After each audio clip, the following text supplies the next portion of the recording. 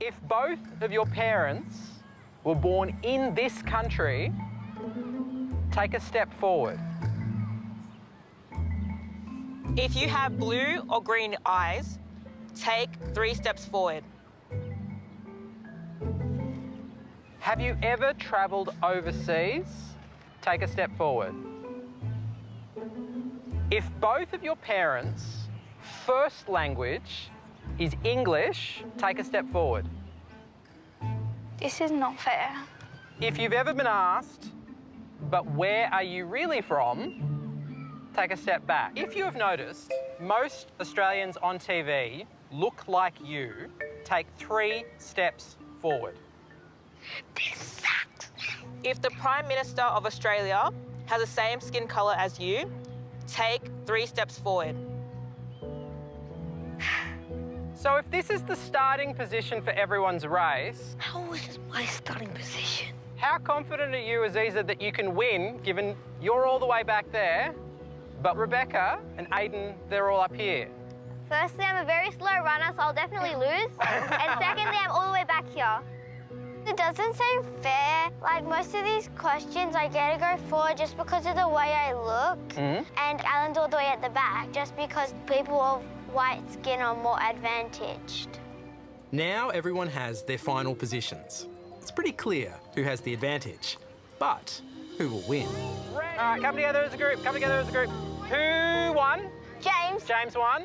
The idea that we all learnt there was something called white privilege, that society in Australia gives preferential treatment to people with lighter skin or a certain cultural background, and it really doesn't have much to do with anything they've done. It's purely your cultural background and the colour of your skin that means where you start in life is often really different to those with a different cultural background.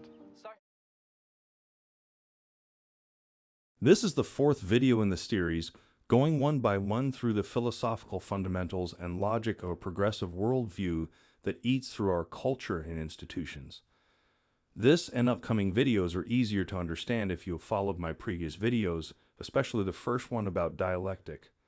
I want to warn you that some quotes are censored and I cannot read them, but I can show them on screen.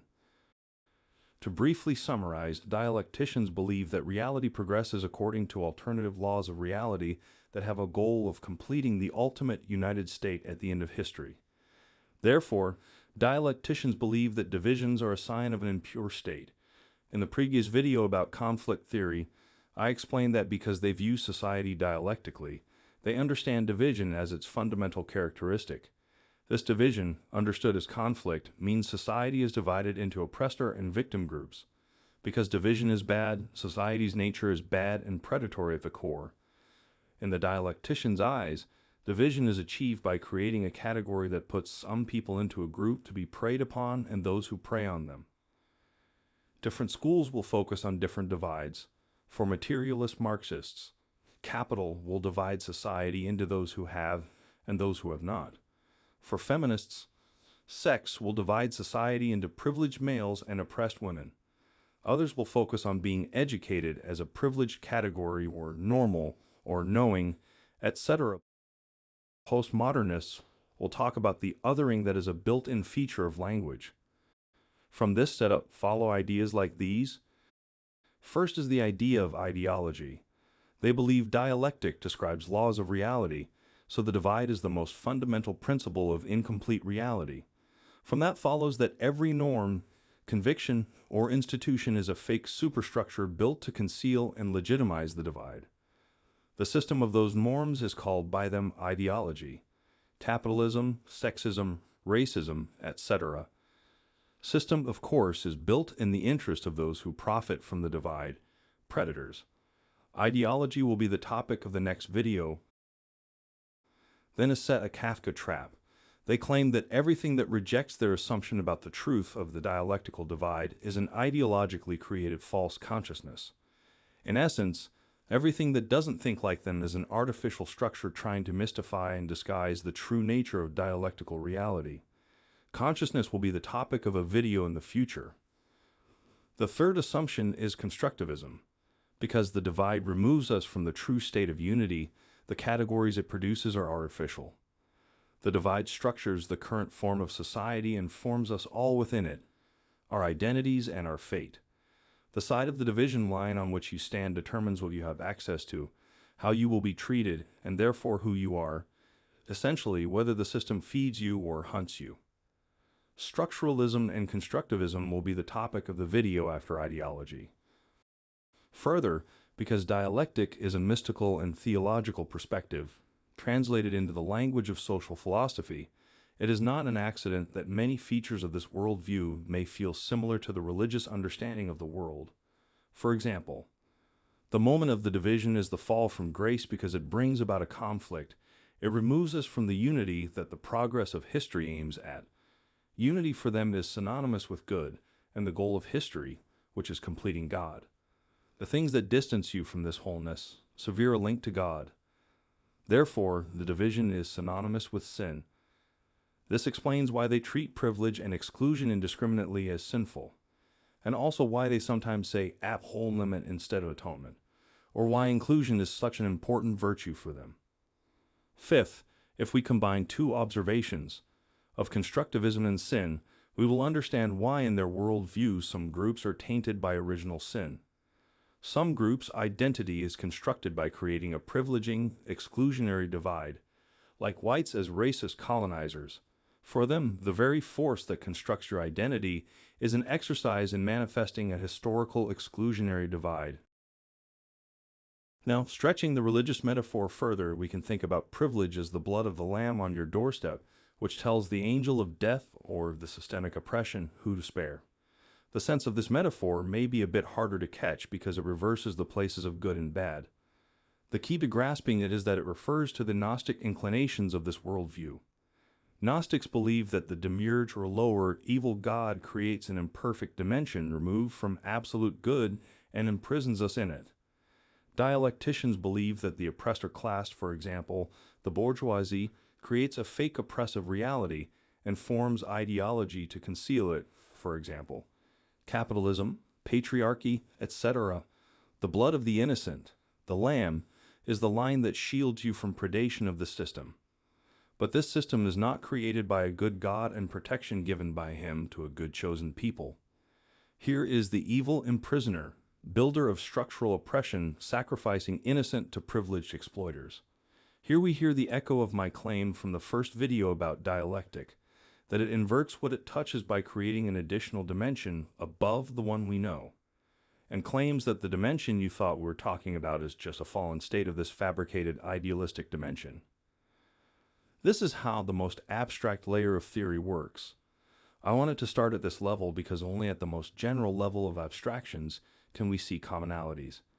Every specific school will tailor its more concrete instance of this abstraction. Let's go through those examples in which I hope you will hear them resonate.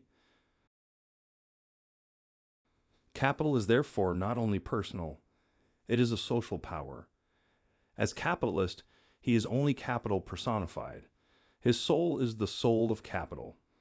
But capital has one single life impulse, the tendency to create value and surplus value, to make its constant factor, the means of production, absorb the greatest possible amount of surplus labor.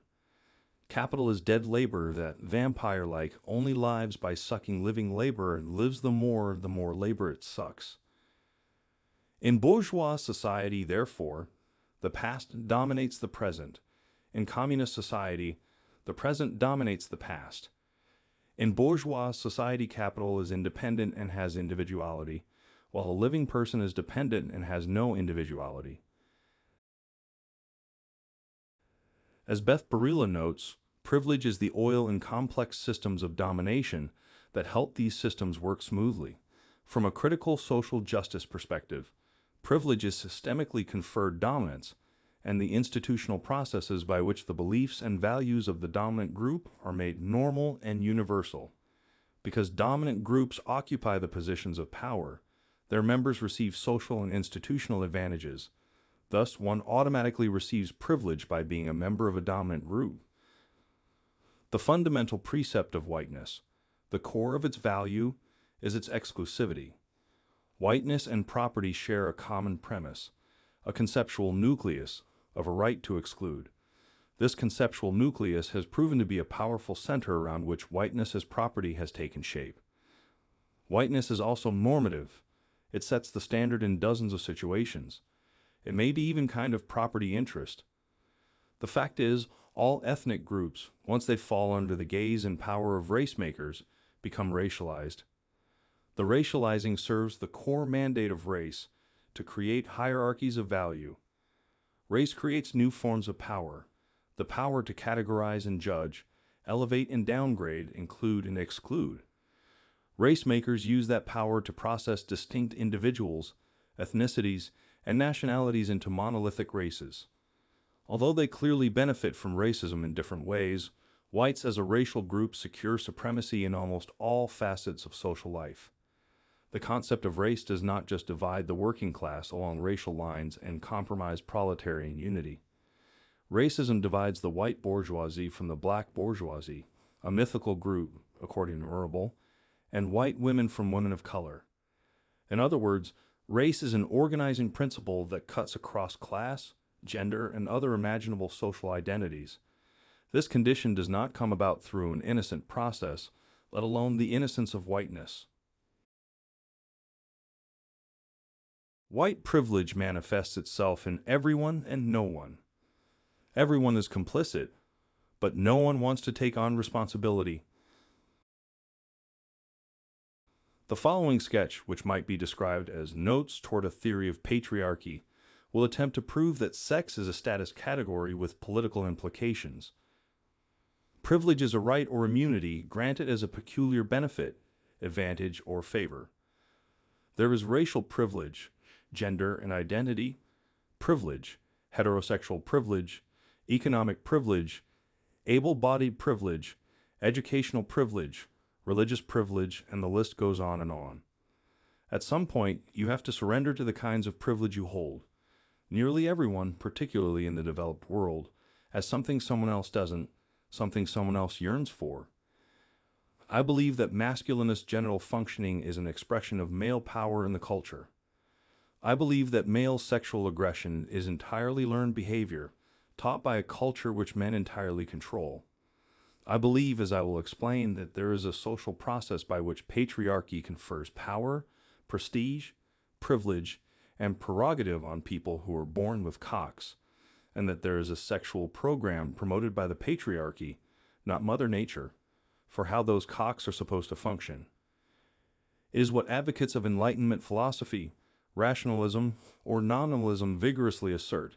Women are, among human beings, merely those who are arbitrarily designated by the word woman. The law creates the female, inferior by nature, a lower civil and sexual status inherent in what she is, how and why she was made, inferior in existence right from the beginning. The creation of gender, so-called nature, by law was systematic, sophisticated, supremely intelligent, behavior regulated to produce social conditions of power and powerlessness experienced by the individuals inside the social system as the sexual natures inside them as individuals. One of the hardest things I've ever had to do is accept and acknowledge my privilege. It's an ongoing project. The key to recognizing group-level power is recognizing normalcy, what can be taken for granted.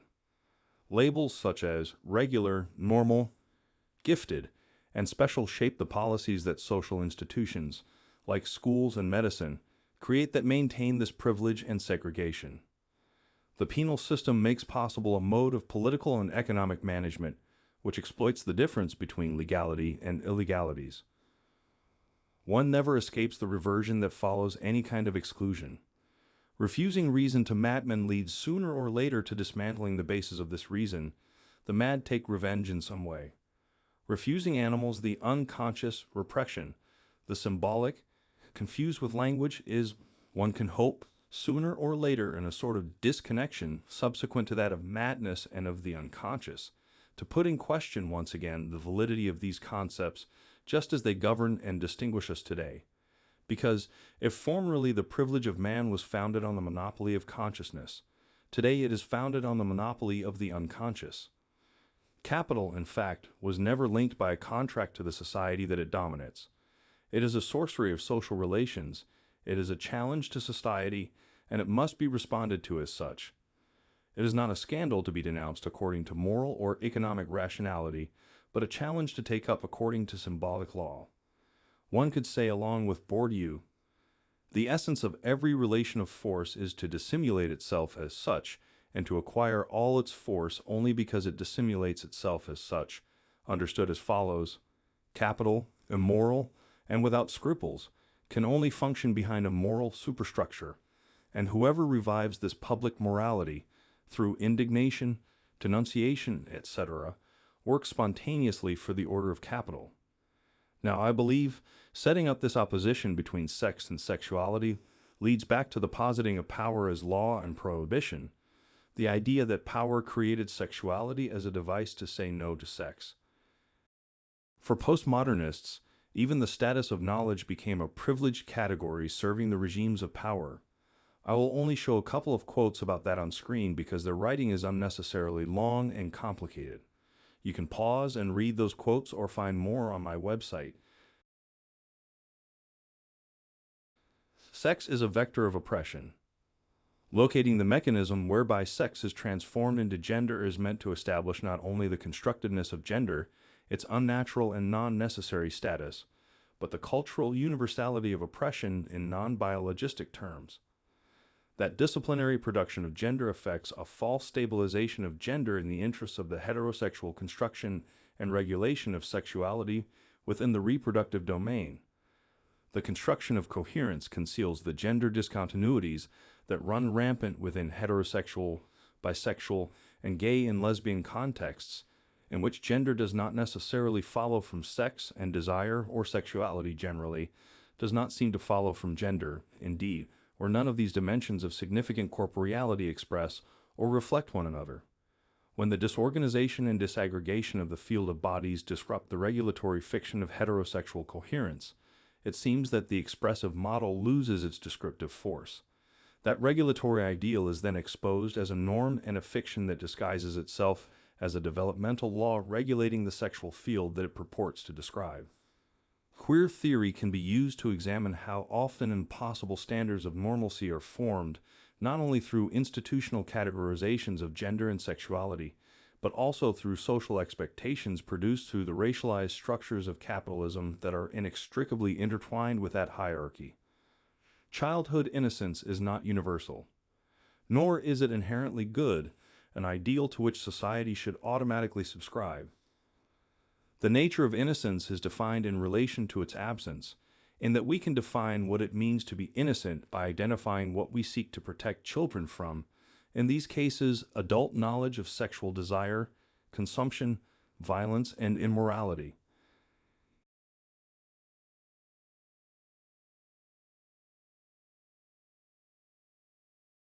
Education in cultural action for domination is reduced to a situation in which the educator as the one who knows transfers existing knowledge to the learner as the one who does not know.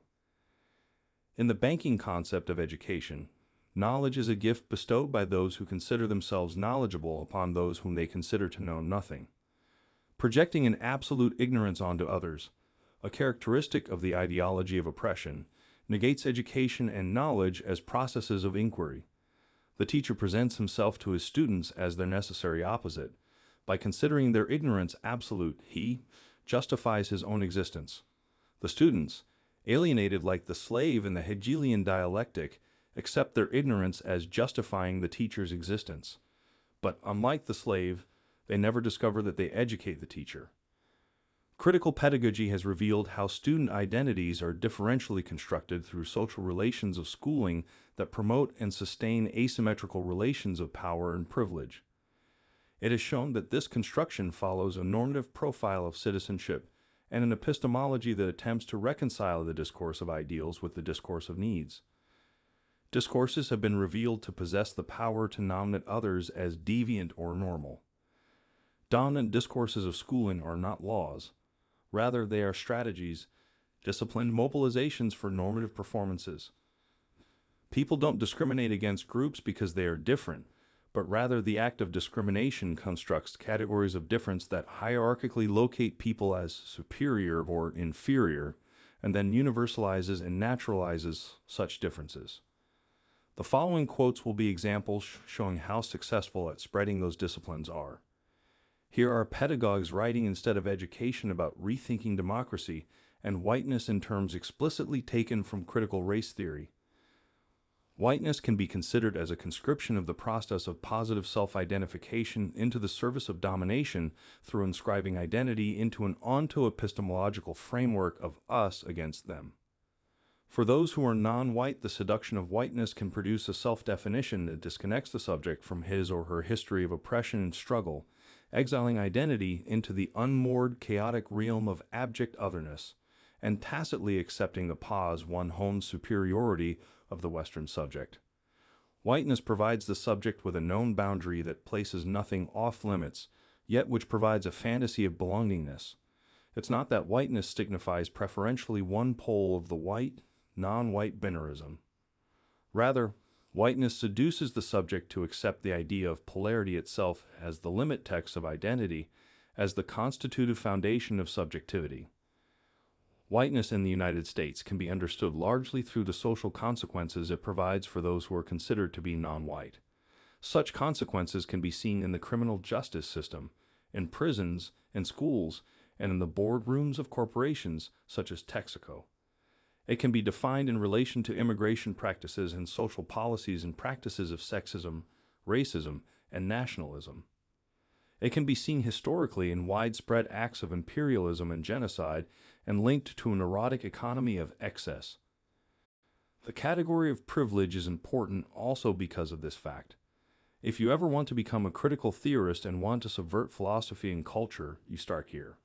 You just pick a category relevant to the field you will be subverting, and then you pass it through the dialectical logic. You accuse it of malicious divide in the interest of oppression. You then claim that this divide structures the entire system. Then you claim that all those who don't agree have been brainwashed by ideologies serving to conceal this exploitation. Next, on those excluded, you place special, awoken knowledge, purified by the lived experience of oppression. Further, you claim they need to form a movement bent on destroying the category and presumably uniting society. In general, that's it. That is all you need to do to become a professor of social studies. All you do for the rest of your career is create slightly different terms to capture the same ideas and tell stories that dramatize the effects of the divide. It was done with race, sex, gender, fatness. It was done to deviancy, to child innocence.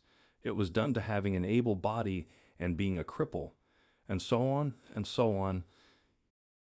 Now I want to touch on how they deal with this category. I will do so partially because this topic will be treated in depth in the video about criticism. To improve the world, progress, social and dialectical alchemists need to purify it, by criticism, to transform the social structure. They aim to abolish the category and elevate themselves into the world without its dividing power. To do so, the division line is criticized and accused of being artificial, and the material of the exclusionary structure. Postmoderns will stop on deconstructing a line, blurring it, and legitimizing what was considered outside. For more critical schools, there will be an additional step where those oppressed will seize the means of production of categories and will get control of the system so they will reproduce it in their image. Supposedly their vision is an elevated one because it was purified by the experience of oppression, so when they are in charge, it will be glorious. To understand what they think will happen, we need to remember that this whole logic and worldview is built on premodern conceptions of reality. It attempts to operate on some imagined essences that are imbued in particular entities. Philosophers of old couldn't know that what they imagined would require magic, but we now know that they were wrong. You can think of Aristotelian ideas that refer to objects' essential substances and their accidental forms. That is why today's process of dialectical critical healing is so similar to the ancient alchemical objective of healing lower material and releasing its hidden, true, but trapped substance, like transforming lead to gold. The alchemical way to think about it is that the transmutation of substance produces a transformation of accidental form. It sort of overcomes the lower state, deconstructs, and melts it to release from within a higher essence. What I am describing in alchemy can be followed in my previous religious metaphor. Specifically, it is visible in Catholicism. Catholics believe that wine changes into the blood of the Christ in the hands of the priest upon the correct faithful incantation. Catholics understand that wine doesn't change its Aristotelian accidental form, but changes its inner substance. That is why it is called transubstantiation. Another way of thinking about it can be through the mentioned replacing of atonement with at-whole-ment. This would refer to the process of purifying and atoning for the sinful divide by rejoining it into elevated unity. In the current progressive worldview, the clearest example of this idea is in transgenderism. We have a structure of society that creates a privileged category of cisgenders. The magical transformation happens when the divide is rejected and self-gender is truthfully proclaimed. The state of human true substance transforms while the accidental form of the body stays the same. In this way, the dialectical opposites of the material body and subjective gender are dialectically united into one, a whole transgender individual. Proper voodoo. Another example is diversity, equity, and inclusion. They all work together to achieve dialectical transformation. First, when the positions that conflict with the current system are accepted, the system is diversified. Then inclusion makes them part of the system, overcoming the dividing line and beginning transformation. Transformation is completed when equity takes control and redistributes privileges to those previously excluded and now entitled. Now the previously excluded are in charge and in control. So now the society is healed. It is united because it atoned for its dividing oppression. One example is schools in the USA that are dropping requirements for reading and math.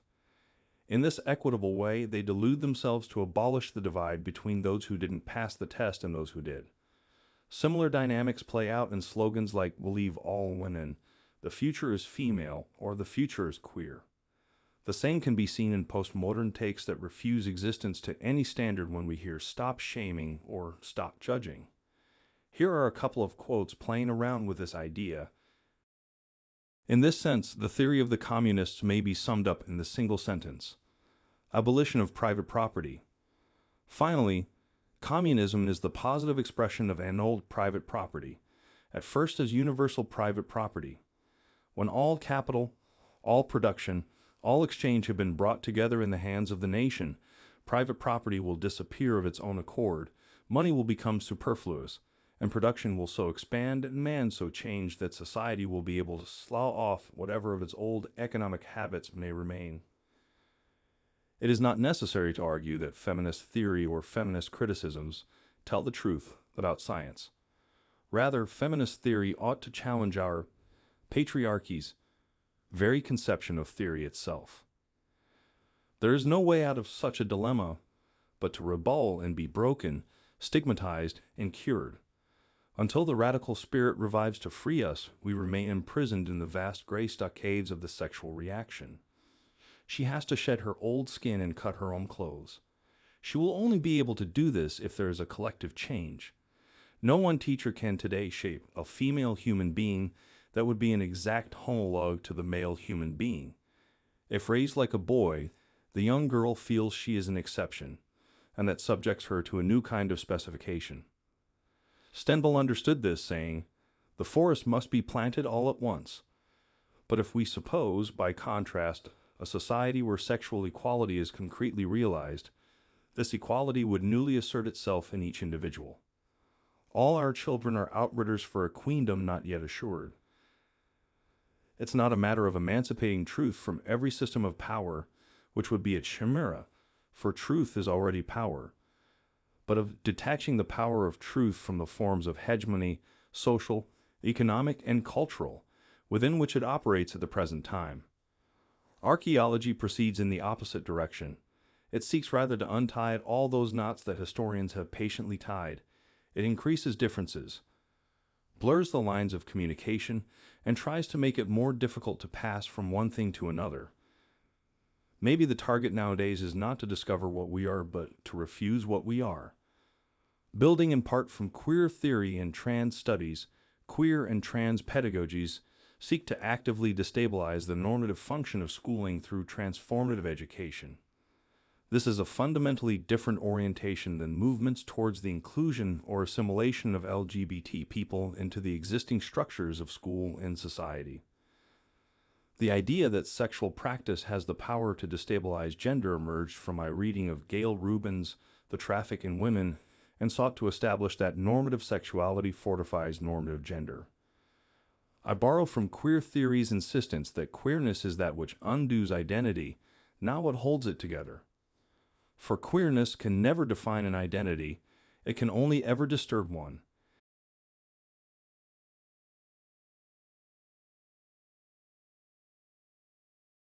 An effective critical social justice course will unsettle mainstream perspectives and institutional discourses, challenge our views about ourselves, what we think we know about society, how it works, and our place in it.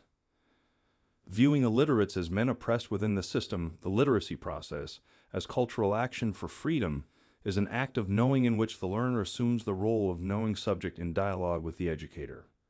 For this very reason, it is a courageous endeavor to demythologize reality, a process through which men who had previously been submerged in reality begin to emerge in order to reinsert themselves into it with critical awareness. Since they are not marginal beings who need to be restored to health or saved, learners are viewed as members of the large family of the oppressed. Answers for the situation do not reside in their learning to read alienating stories, but in their making history that will actually use their lives. In order to dismantle unjust, racist structures, we must see race. To abolish racism, we need to abolish global capitalism. It is important to remember that ultimately, social alchemists are concerned with categories solely as empty instruments of oppression. That means that whatever category and distinction you think is important for humans in our societies will be deconstructed because it cannot possibly have any use other than oppression. This is the idea behind quotes like, "Thus, for scholars of critical social justice, because it is so difficult to separate ideas about nature from culture, the question moves from, is this true? To whom does this belief serve? Anything, no matter how true, will be criticized. In fact, because true things are useful to people, they will be criticized even more. It is a crucial thing to remember because many people see real problems and think that they can use this method just up to the point when it serves them. And they are always surprised when they learn there are no breaks. The primary example is feminism, which tried to criticize the divide between man and women. Radical feminists had their go with the theory aimed at patriarchy, but later it was used by gender and queer theorists. Today, militant feminists from the 60s and 70s are surprised when they are told that there is no such thing as real women, that being a woman has nothing to do with biology, and that lesbians who are not attracted to biological males are transphobes. The last important point would be to mention intersectionality. Because all these movements found their own favorite type of sinful privilege, they diverged in too many directions to form a successful political force capable of challenging the system. They fought among each other. For example, so-called black feminists attacked black men on one front and then accused feminists in the movement of whiteness oppressing them. The answer was intersectionality, a tool that supposedly can map the positionalities and privileges of all identities and assign them the correct amount of entitlement, victimhood, and deference based on intersecting factors of identity. I only mention this partially because it is relevant. But intersectionality is actually a form of higher critical consciousness that believes itself to understand a higher form of social organization. I will make a separate video on this topic. On the website are lists of thousands of quotes and examples, helping you defend against gaslighting. If we want to defeat capitalism, we are going to need a party that will organize working people to fight for the demands that we want and to win socialism. Thank you so much. Great. Quick point of privilege. Quick point of personal privilege. Yes. Guys, first of all, James Jackson, Sacramento, he, him. I just want to say, can we please keep the chatter to a minimum? I'm one of the people who's very, very prone to sensory overload. There's a lot of whispering and chatter going on. It's making it very difficult for me to focus. Please, can we just, I know we're all fresh and ready to go, but can we please just keep the chatter to a minimum? It's affecting my ability to focus. Thank you. Thank you, comrade. Okay, is there a speaker against name, chapter, pronouns? Point of personal privilege. Yes. Please do not use gendered language to address everyone.